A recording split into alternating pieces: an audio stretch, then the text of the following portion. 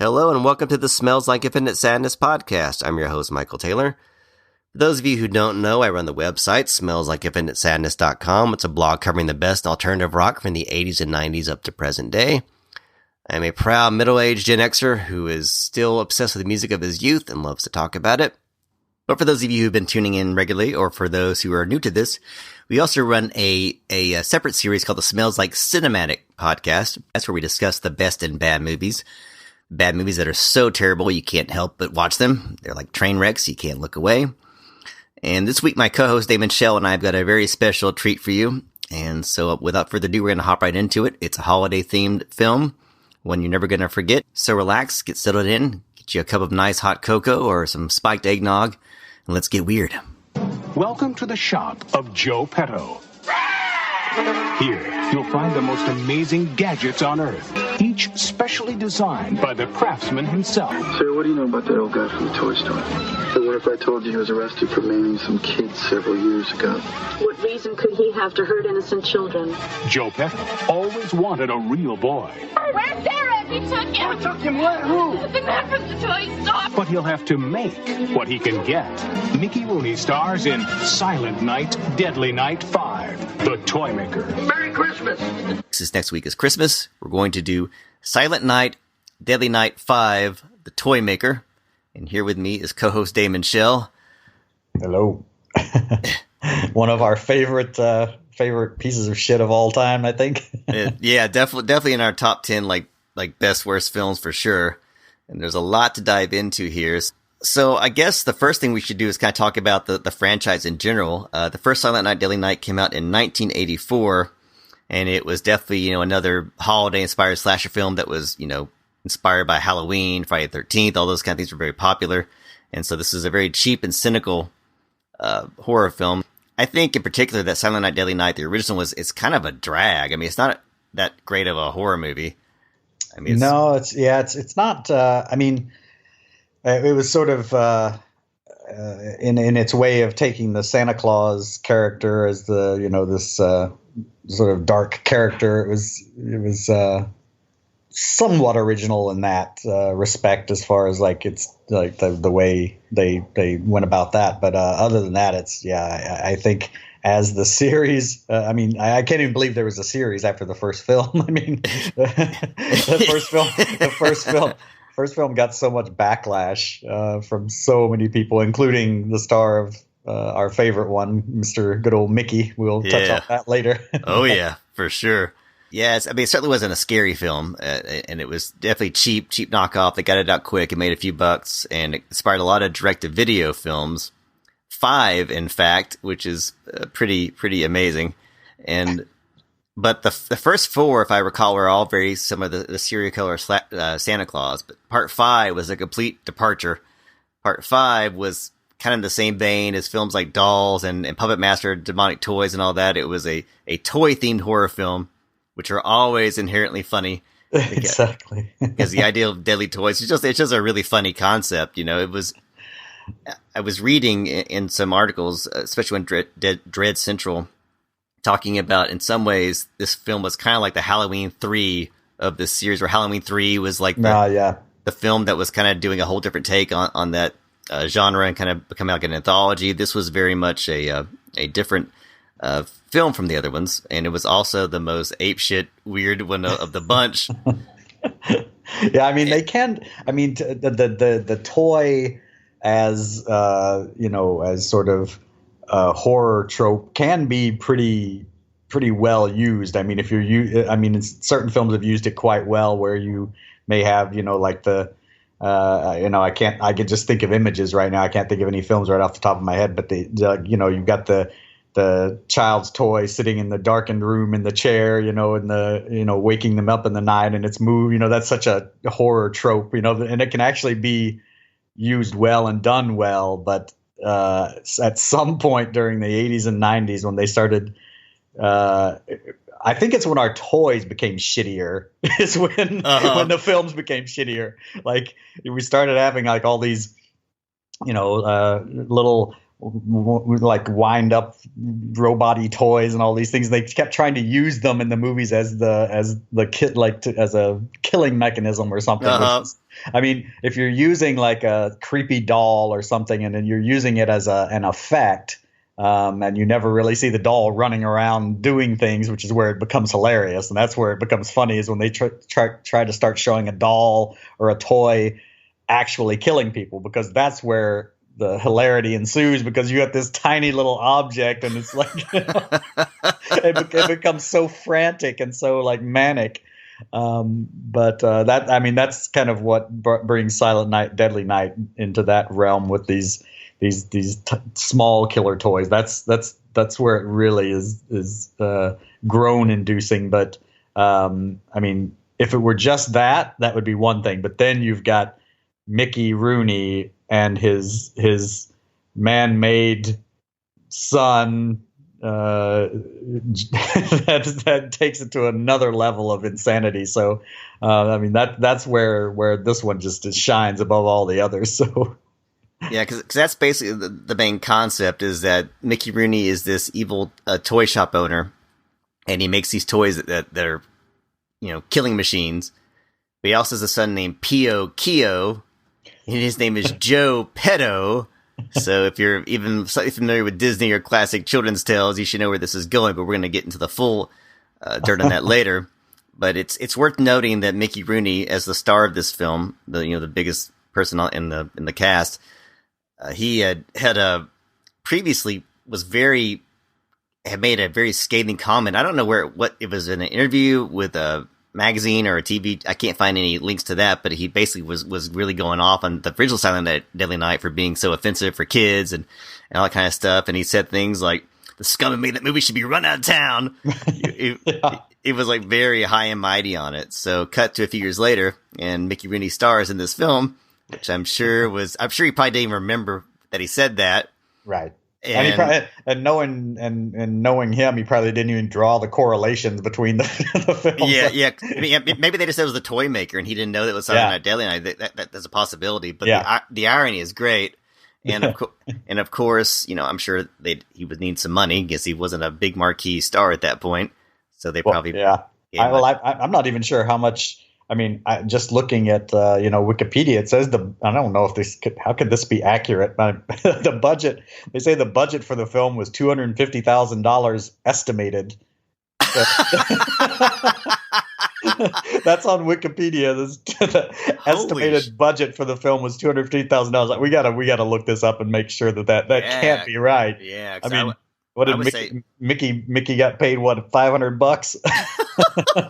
I would have guessed $200, but that's a shockingly low figure, even for a direct to video film. Exactly, that's what I was thinking too. I know it went direct to video, but still, that seemed kind of low to me. But I don't know. That's crazy. But yeah, so another thing about this film is that in the early '90s, this was still where Home Alone was a very popular film, and this was kind of modeled as like an evil Home Alone, because on the box art there's a kid who looks like Macaulay Culkin.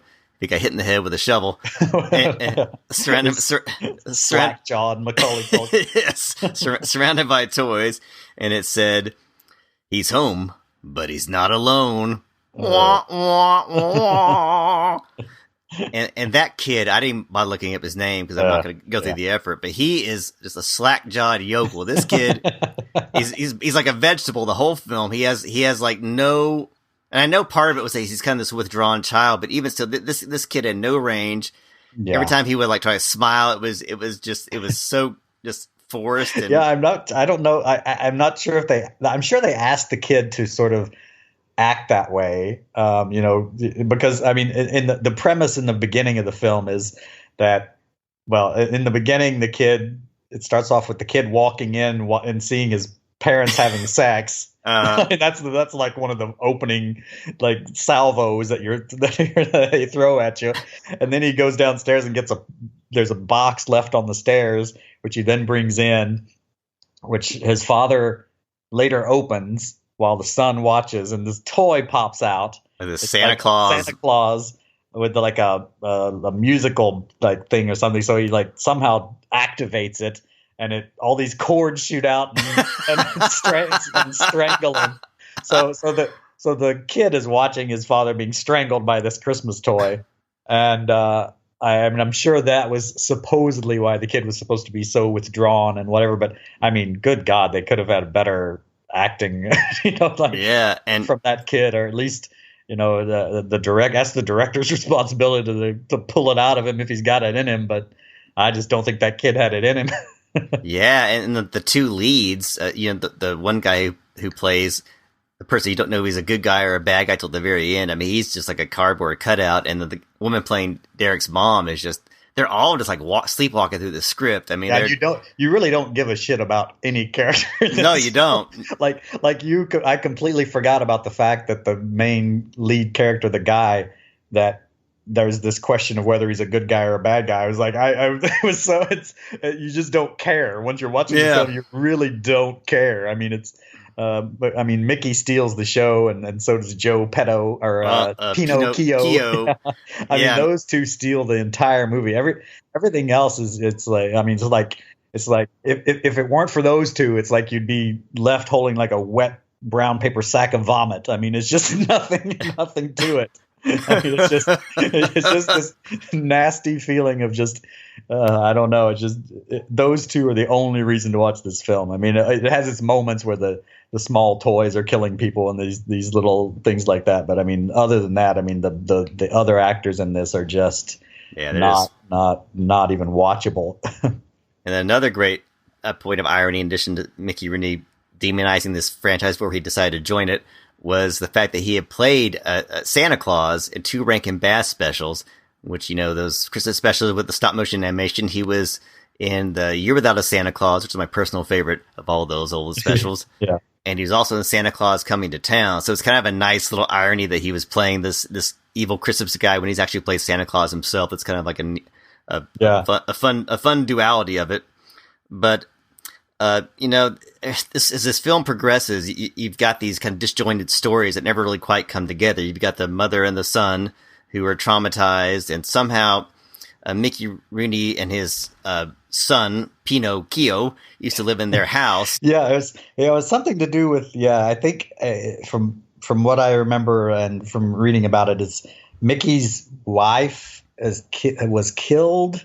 Our son was killed. The wife and son were killed when they were living in that house. And they've since moved on, and Mickey's whole purpose for the Pinocchio character, or Joe Petto, Pinocchio character. I get them so confused because it's just so ridiculous. Because when you separate the two names, it's easy, like Pinocchio and Geppetto. But then when you start separating them into like names like Joe Petto and Pinocchio, I just always get them confused because they're just so ridiculous. But apparently that's what had happened, was Mickey had lost his wife and child or something like that, and so he decides to have his own son as Pino, which we'll get to later as how he gets this son. But that's how they try to link these stories together somehow. And of course it's within the first 2 weeks. I think it says after this whole incident where the son or the father is killed by the Santa Claus toy in the beginning. It says 2 weeks later, she takes the kid. I think his name was Derek. Yeah, Derek. He hasn't spoken since his father's death. 2 weeks ago. So that's also 2 weeks after witnessing his father being brutally strangled and killed by a toy. 2 weeks later, the mom takes him to Mickey Rooney's toy store. Let's get you over that hump, buddy. Let's get you a new toy. Not a moment of therapy. Nothing in the 2 weeks. He doesn't speak since his father's death in those 2 weeks, and the first thing we see after that is good old mom taking him to the toy store. Because nothing's going to get you over a trauma like expose yourself to the same trauma a few weeks later. I know what's going to help you feel better about your dad getting killed by a toy. A new toy. There you go. Let's go to a room full of toys so you can just have a panic attack. Why don't we do that? So he comes to the store and you know, I mean, you hear the word Joe Pedo, and I mean, it's a play on words, but it sounds like pedo. I mean, the sign or the store's name is Pedos.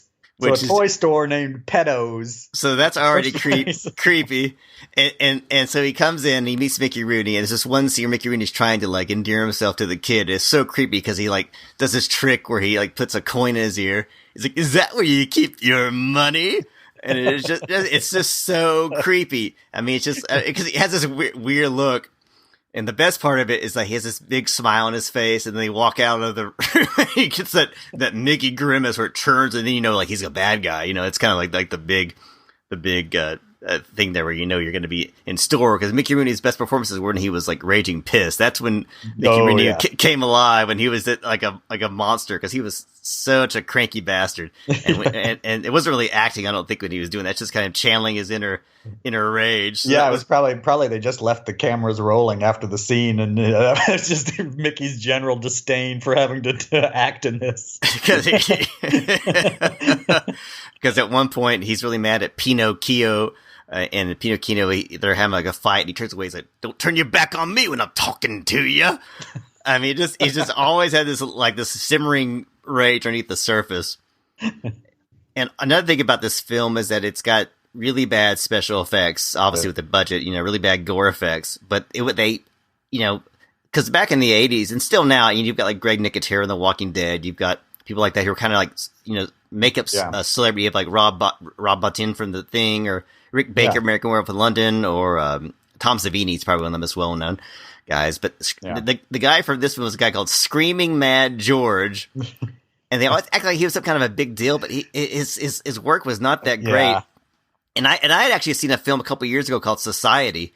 I saw it at a film festival with Jack, and it was kind of an interesting horror movie, and that had some decent special effects, which I think he was there for. And they did a film panel afterwards. Screaming Mad George came out, and he was like, "I'm working on this film next, where Mickey Rooney's going to play a Geppetto, and we're going to do a Pinocchio story." And I was like, "What the hell is this? I got to watch this." So when you and I found that box in the video store, I was so astounded. This is it. This is what it is. It was actually done. Because that kind of had taken my imagination by force when I just heard that. So so Screaming Mad George, his name is better than his work, but some of his creations included a early scene where our hero / villain / anti-hero gives his landlord a toy for Christmas. And so the landlord's driving in a car, taking that. He's like, what is this? What is this toy? Whoa. Oh, that's one of the toys actually that he gets from Pedos. From his first visit to Pedos, he gets this toy because Joe shows him it was called Larry the Larvae. And so seriously, that's what it was called. So apparently in the toy store, Derek rejects all the toys that Joe's trying to show him until he shows him this one called Larry the Larvae. That prompts him and his mother to want to leave, and that's where Joe Pedo becomes angry and starts yelling at Pino. But so this was apparently the toy that the landlord gets while he's driving home. Yes. So right away, you know this is coming from a bad place. So he's driving and he's hey, what is this? He's kind of jabbering to himself, and this Larry the Larvae, he's like looking at the toy while he's driving, like he's like enamored of this toy, like a grown man be enamored of a Larry the Larvae toy. You're like, what the hell is that? What the hell is that? And so the toy like crawls around the back and like bursts through his eye socket and out his mouth. That was one of the first like gore effects, and it's just so goofy. So that's when you kind of know what you're in store for when you see that. Yeah, it was really scene. The special effects were really, really bad in that scene. But I mean, just the reasoning behind it. So this whole scene happens because the other guy, his name was Noah, which followed the mother and son to the toy store. The guy that you don't know if he's a good guy or a bad guy. in the beginning. But he follows them to the toy store, and he's the one that ends up getting some of the toys, like Larry the Larvae, and it says that the landlord comes to Harold, his angry landlord Harold comes to discuss late rent from Noah, and so Noah, in order to sort of appease the landlord, gives the landlord Larry the Larvae toy in exchange for a 1-day extension on the rent. So that's how they try to explain how the landlord has this murderous toy, is that it's a 1-day extension on his rent. Sorry relating on the rent until then, and please enjoy this crappy worm toy. A grown man. I mean, and I don't think the guy even had any kids. I think they just gave him this toy. It was like what's he gonna do with it? Like, okay, this will do. This will cover. This should be enough to cover 1-day extension on your rent. Really, really weird. I mean, and the film is full of these really weird rationalizations and sick. It's just there's not a good flow to the film. No, it's just the reasoning behind everything just doesn't make sense. Just things like that. Just so that they can have a scene of an ancillary character getting killed by the first one to be killed by one of the toys, except of course the kid's father in the beginning. So I guess that's how they're trying to tie it all together, is that of course pedos must have something to do with it, because here's a second killing by a toy. So I mean, I'm sure that was their reasoning, but good Lord, I mean, you've got to tie it together better than that. I mean, giving Larry the Larvae as a 1-day extension on your rent to your landlord just to set up a toy murder. I mean, come on. I mean, that's not believable in the least. It'd be more believable if the landlord was just rifling through the trash and found Larry the Larvae, not that he was given Larry the Larvae as an extension on someone's rent. I mean, I'm gonna try that next time. I'm not gonna pay rent next month, and I'm gonna give them a Larry the Larvae. Here's an old Star Wars figure. Please give me a. I mean, that would at least be worth some money. But yeah, exactly. Yeah. And I would be remiss if I didn't say that besides Mickey Rooney, his star turn in this film, there's one other great bad actor in this movie. Clint Howard, Ron Howard's erstwhile brother. Clint Howard, who, Clint Howard is just kind of like a mainstay of bad B movies. And Clint Howard, in addition to playing a part-time Santa, is also a full-time pervert in this film, because he looks at a woman dressed like an elf, because her Santa's little helper, and he goes, ho, ho, ho. Oh, God. Which, and it was kind of strange, because he was in the previous Silent Night, Deadly Night film, which I believe is called Initiation, where he played the main protagonist, and he kind of pops up here with no connection to the early one. It was kind of just a strange cameo, I guess, just because he had nothing else to do. I don't know. I mean, I think about Clint Howard. I think about when he won the MTV Lifetime Achievement Award and cried because he was really moved by it, and they were all it was a joke, and I think it devastated him, which is really kind of sad. But it is kind of sad, but yeah. But I mean, I mean, you kind of have to know going into the MTV Awards at any point that's a joke. Yeah, I mean, come on, man. But it's MTV. I mean, come on. So he was the only other person besides Mickey Rooney that really made a kind of a big splash in the film. So his cameo is pretty funny. Hey, how are the little germ carriers today, huh? Oh, not bad. Only got pissed on twice. Man, is it hot out there. Nothing like a California Christmas, huh? Nothing like that California cutie we have for an elf. Ho, ho, ho. That ties in because the next day that the mom takes Derek to see Santa, and the Clint Howard that's where the Clint Howard scene comes in, because he's the Santa who is getting off of his shift, while Noah, which is the weird guy who gave Larry the Larvae here's Larry the Larvae in lieu of rent. This character is then also apparently a part-time Santa, because he's taking over Clint Howard's shift at the mall, So that's where Clint Howard comes in. But then you also get this Noah guy taking the shift, which is also just very creepy because this guy just, you don't know what his intentions or motives are, and they keep showing him with just this sort of these sort of blank looks on his face. But as things progress, you've got these toys become, they're in greater number. Joe Petto is really intent on getting back into that house and getting rid of Derek. I don't really know what his reasons are for getting rid of Derek. It's just to move back in the house. They never really kind of specify that motive. Yeah, maybe it was because of I'm not sure if it had something to do with Mickey Rooney's affinity for the boy, like, because he's a real boy. So that brings it on to a great scene of where Joe Petto confronts Pino about intruding the house. So I think Joe tries to smooth it over by leaving a present for Derek, at the like dropping it off, and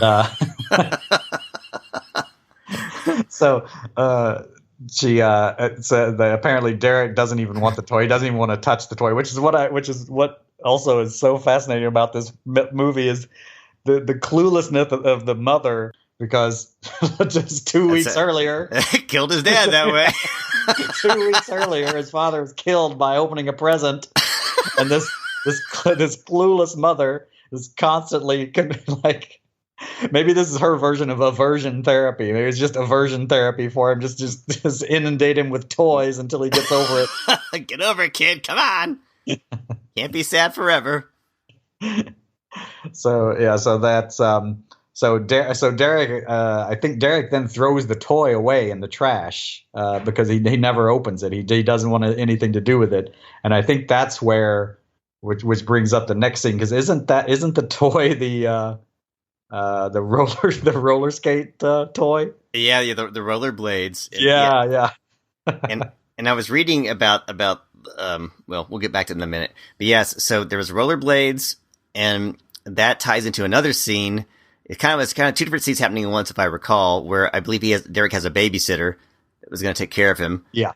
And her boyfriend shows up through the night, and this guy, I don't know where they found this guy. This guy is just so disgusting. He's like if Willie Ames crossbred with Sloth from the Goonies. I mean, he's so gross. And so they're do the typical thing where, they're trying to get Derek to sleep so they can have sex. Yeah. Meanwhile, outside, one of his neighbors found these rollerblades, and the kid puts them on, and they become like rocket activated, and he's like flying up the street, and of course it's supposed to be scary, but it's so stupid. Yeah, I mean, I think they actually stole that from the original Leprechaun. If you remember, in the original Leprechaun, there's a scene where he's on where the Leprechaun is on roller skates, and it's so sped up and so awkward. It looks like he's on rocket skates in that. So I mean, I'm not sure if that. I mean, of course, it wasn't rocket skates in Leprechaun, but just if you go back and watch that scene from Leprechaun where he's on roller skates, and then you watch the scene from Silent Night, Deadly Night of the rocket roller skates, you'll definitely see the similarity of the two. I mean, both are unintentionally gut busting. So, so the kid flies down, and he crashed into a car, but being a fairly non gruesome or non over the top horror movie, he survives. So that they rarely kill kids in horror movies. Yeah. So he makes it. But during this, after that wraps up, Derek is stuck in his room, and meanwhile, the babysitter and her piggish boyfriend go upstairs to get it on. And there's this scene where he's like thrusting against her, wearing these tidy whities. I just want to puke. He's just so he's so portly, and it's just you can just see the skid marks, when he's going. And during this scene, which is probably definitely the top 5 scenes, all these little toys start coming in. There's little army men, a little tank, and they start coming in, and then there's this little flying toy, and and there's like a spider thing with like long arms. And so you've got this like long arm thing that grabs the girl. Then the guy turns around and they start firing these little shells out of the tank, and they start like putting like welts in them. Then the one goes through her like chest. Her chest explodes from like the tank. And at one point, this one toy, like a superhero, is flying through the air, and the guy goes, "Who the hell is that?" Who? Yeah. It's like you try to identify what the toy's name is before it like plows into him, Like, I was like, who the hell is that? I mean, and the best part though is that not only is that stupid, they've got this like camera mounted on the toy. It's like the of the toy flying. It's like really cut right Sam Raimi kind of stuff, So that's hilarious. And if I'm correct, after that whole turn of shenanigans where they're both killed, the other kids, in the hospital, Derek's okay. But I believe after that we'll be cut back to the toy shop where we find out that Pinocchio is the one who left all those toys, and Geppetto gets really angry with him, and they have this epic confrontation where he's like, "You stupid! You stupid! you stupid!" And they have this big fight, and he's like, that's what "Don't turn your back on me when I'm talking to you." And he's like, "Father, I'm sorry. And they get this big shoving match, and eventually, Pinocchio gets knocked down the stairs, and Mickey Rooney, and I'm gonna put an image of this on the blog page for this site. He does this incredible expression. I don't know how you can describe it. It's like his eyes crinkle and his lips peel back, and it's like he's either smelled a giant fart or he's seen something horrific. I mean, his face is just, it's a work of beauty. I mean, it's so, I mean, I don't know if I call it beauty, but it's really strange. I mean, I've never seen a face quite like that before, but it's a still image, and I'm going to include that on the blog post because you have to see it. It always brings me joy. Yeah. That whole scene of, the confrontation between, Geppetto and Pinocchio, with the stairs. I mean, that's one of those rewind moments that you just have to go back over and over because it's so manic in its delivery from both actors that it's just mesmerizing. There's no other word for it other than mesmerizing. It really is. You're drunk. You're always drunk. Don't you turn your back on me when I'm talking to you. It's really something else because, I mean, they're both just hamming it up so bad, and the guy playing Pinocchio, he looks kind of like a frozen Gavin Rossdale. I mean, he's got like this. He's also very stilted, which is partly by design, but he does such a strange performance. Yeah, the performance in that is his performance is a little offsetting and creepy. I mean, I think he's kind of one of the only actors in the film that actually nailed the sort of what they needed his character to be as far as like the actual performance of it. So because he is quite unnerving. I mean, and just his expression and the way he's sort of always lurking around, and so I think it was he was quite manageable to watch in that. Yeah, and I mean, and really, his penultimate scene where we discover why he's called Pinocchio is both hilarious and really unsettling because at the very the climax of the film. They're all trying to get into Derek's house, Pinocchio and Geppetto, and you learn that Pinocchio is in love with Derek's mom, and he proves his love by coming out of the closet, shedding his clothes, and he looks like a human Ken doll. You learn that he's also a toy. In fact, the original title for the script was called Toy Boy, which is just anytime you have a title called Toy Boy and a character with the last name Pedo, it keeps it going. So I'm glad they changed that because that would not have, and that also shows you that probably in the original script it probably was not going to be related to Silent Night, Deadly Night. My guess is they just tacked that on trying to get a marquee on it. That's my theory. But he comes out of the closet naked, and he doesn't have any equipment that I recall. I mean, he's just kind of looks like. No, he's built like it's like a Ken doll or a Barbie or one of those sort of artists dolls that you use for clay sculpting. You know, he has the movable parts, but he's completely blank. Like there's no sexual organs or anything at all. So. Which makes it more disturbing by what he starts to do next. Because I mean, if you're going to be a sexual being, not having genitals has got to be really frustrating. And he bears this out by throwing Derek's mom on the ground and dry humping her in this really manic fashion. and then while she's just totally freaking out, he's like, "I love you, mommy. I love you." Yes, it's so just. I love you, mommy. I love you. He's all the while he's on top, just like bound, like flopping around like a fish, like with no sexual organs. It's just really disturbing, but it's also fun. It's also funny as hell. Mickey Rooney ducks Derek, the boy. He's dressed as Santa. Breaks into the house with the boy, puts him in a Santa sack, like just puts it over his head, like sneaks up behind him, puts it over his head, and then puts him in the Santa sack. And so that's why the mom goes to Joe Petto, who's looking for her son, because Joe Petto has kidnapped him, apparently dressed as Santa in this sack.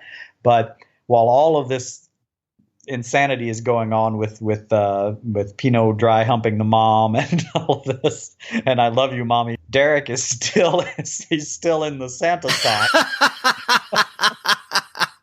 so poor Derek is saved by Noah when he breaks into the room and starts fighting Pino, distracting him long enough for Sarah to cut him in half at the waist with a double bit axe. I'd forgotten about that she slices him in half and he's still crawling. He's like, his two halves are still functioning, and she I think Pino grabs her leg, the half of Pino that was cut. She smashes his head in. Yeah, she smashes his head in. Yeah. In the basement, Noah is attacked by Joe Petto with a remote control plane and an acid squirting water pistol and is knocked out.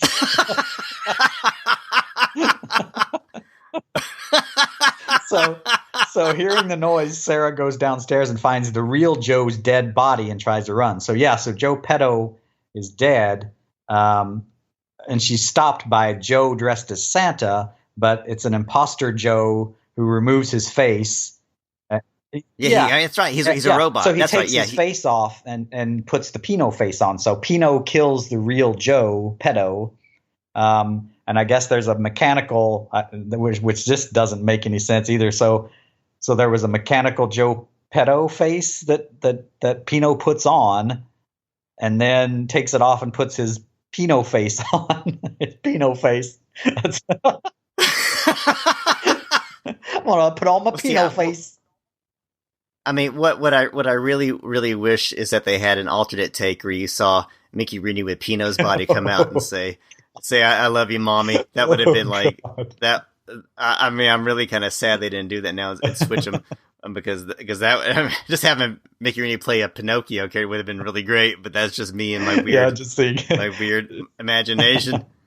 No, just seeing him dry humping somebody while screaming "I love you, mommy" would be enough to turn. Oh yeah, and then by then his mother and the guy, but the guy who you finally figure out at the end is actually a hero, and so he and the mom become a couple. Yeah, it's revealed. I think Noah. I think in the Wikipedia it says something about Noah, the guy that you weren't ever sure of and who was playing the other Santa that took Clint Howard's place. Says he's revealed to be Sarah's old boyfriend and Derek's real father, which I completely forgot. Oh, yeah, I did too. I completely forgot about that. So I guess they try to soften it up a bit by, it wasn't his, Derek's real father who was killed by the present in the beginning. So he should be able to overcome his trauma because his real dad was Derek. I mean, that doesn't make any sense why you would want to throw that whole thing in that he's Derek's real father. But anyway, that was like another plot thing that was completely useless to have. And also, I mean, you mentioned the toy plane. At some point, we're going to discuss another Mickey Rooney film called Return of the Red Baron. Revenge of the Red Baron. Yeah. I always get those confused. I can never get those right. But we'll get to that at some point where it's Mickey Rooney fighting a toy plane for the entire length of the film. But we'll do that another time. We should just put together a montage of Mickey Rooney fighting with toy planes. There's apparently there's probably one in My Name is Bill. I'm sure he's having trouble with some toy planes in that. I'm sure he's But it's funny because I'm reading this. I read this one article about kind of giving a history of the Silent Night franchise, and it said November 7th, 1991 saw the home video release of Silent Night, Deadly Night 5. Though the ending of the film suggests that some of the dolls in Joe Petto's lair may be as alive as Pino, the Toymaker ended up being the final installment in the controversial and highly troubled series. And Brian Yuzna, who's a big horror guy, he's done Society, and he was involved in Reanimator, a producer. He says, "I guess I'm the guy who killed the franchise." It's so funny to say because this franchise was kind of just limping along anyways. Yeah, it's a direct-to-video franchise. It wasn't like it was this big. It's not like he killed, the Godfather or something. And to be totally honest, as someone who has seen at least 4 of these films, it's as bad as it is. It's still the best of the bunch. Yeah. Because it's really entertaining because it's just so nuts, It's like it's very watchable. I mean, I just showed it to my wife and she watched it and she was like, "Oh my God, it's shit." I mean, she got so irritated. She doesn't have the tolerance for bad films like you and I have. Like she'll watch some, but she can only stomach so much. But this one's definitely worth it. If you like cheesy horror movies, if you like really bad gore, if you just like something that's plays like a Hallmark family drama meets Halloween. I mean, you can't do much worse than or better than Silent Night, Deadly Night 5, the Toymaker, who I shall ever now refer to as Toy Boy because that's just burned in my brain. And then and I guess we should also mention that as the film ended, you see one of Joe Petto's I guess partially assembled toy kind of spark like Pino did, it kind of setting it up that we would get a Silent Deadly Night Part 6. But we never got a Silent Night Deadly Night Part 6. I don't think we could have handled it, honestly. I think the Toymaker was as good a way to go out as it could be. I think it's also worth noting that after this film ended, the only person I ever saw in the film again from this entire film was Mickey Rooney and Clint Howard. Or the other people, I don't know what happened to them. Never saw them again. Yep. Last film they ever did. I mean, they could be on soap operas. I have no idea, but this was the beginning and end of their filmmaking experience. I'm guessing at least they must have done even less prominent titles, which is kind of hard to fathom how you could do that. It's definitely something that when you watch it, it's one of those films that I love where you can't believe what you're seeing is actually happening, kind of a thing. Where you're just like someone actually put this together. And that this actually got first greenlit in the first place, and second made it through the entire production process. I mean, with that cast and with Mickey Rooney, I'm amazed at how it even got finished. I mean, I can imagine Mickey just constantly sitting on the sidelines, grumbling and complaining about everything because that's just the way Mickey was.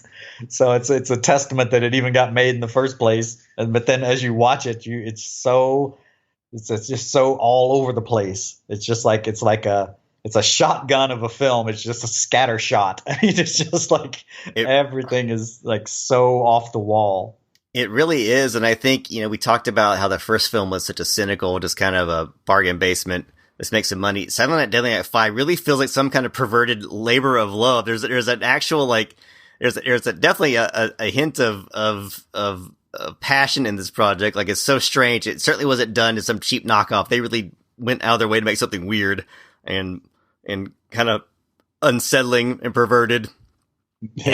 And I mean, you can't say that it's a cookie cutter horror film, because it is definitely not. It is way out there. Yeah, it's definitely like unique in. I mean, it pulls together a lot of elements from different horror films. Of course, the killer toys and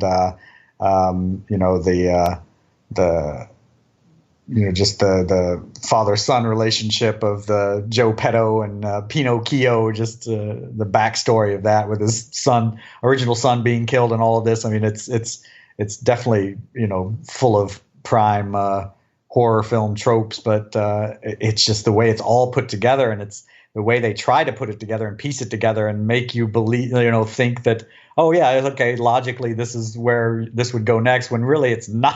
I mean, there's no logical progression of any of the stuff in this film. So, because it has this kind of air of fancifulness. I think the best way I could describe it to somebody who's trying to figure out what kind of film it is like, if you can imagine Tim Burton getting thrown a script that wasn't finished and that was out of order, and he was in a drunken stupor and filmed the film with an out of order script. That's kind of what I would say Silent Night, Deadly Night 5 is. It has that kind of strange, kind of weird quirkiness to it that you might expect from Tim Burton, but done in very poor execution. That's the best way. That's the best way that I could sum it up. So yeah, it's worth a watch. Watch on YouTube. If you go to my website for this blog post for this page, I'm going to have a link to the Amazon link. Definitely, buy it for your horror loving fan. Buy it for yourself if you're looking for a weird holiday gift. It's like, they will certainly never forget it. It will. it won't be like a pair of socks or sweater they've stuck in the back of the closet. They'll watch this shit and they won't know what hit them. So, exactly. Get some spiked eggnog. So definitely worth a watch. So I think we've done the best we can do with Silent Night, Deadly Night 5, the Toymaker. Or AKA Toy Boy. Toy Boy, AKA Toy Boy. Toy, it's like toy boat. You say enough times, you can't say it. It's like a tongue twister. But we've definitely got some more films coming up. We're gonna be skewering. We've got a whole host of good ones that I think we're gonna get to. So until then, everybody enjoy your holidays. Have a Merry Christmas or whatever you celebrate, and watch some Mickey Rooney. This was actually, if you're going to watch The Year Without a Santa Claus and you're going to watch Santa Claus is Coming to Town, why don't you pair that with this film and really freak your kids out? Yeah. They'll never sleep again. I've tried that with my daughter, and then she'll never talk to me again. But anyways, all right. So everybody have a good one. We'll talk to you soon. All right. Thank you, everybody. Thanks for listening.